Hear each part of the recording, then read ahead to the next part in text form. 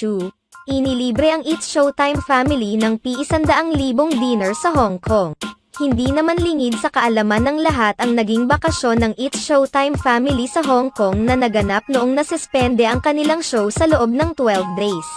Nauna roon ang mga kasamahan ni Kim Chu dahil bago ang pagbabakasayo nila ay nasa Los Angeles si Kim Chu. Samantala, sa isang vlog ibinahagi ni Kim Chu kung magkano ang binayaran niya sa dinner nila noon sa Hong Kong. Sa kanyang vlog, ipinakita ni Kim Chu ang resibo ng binayaran niyang pagkain para sa kanyang mga kasamahan sa pamamasyal nila sa Hong Kong, na umabot sa mahigit ₱105,000.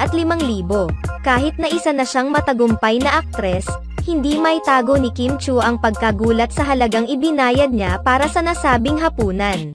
Ipapa-frame ko po ito. Nabutasan po tayo ng 100K, pabirong pahayag ni Kim Chu.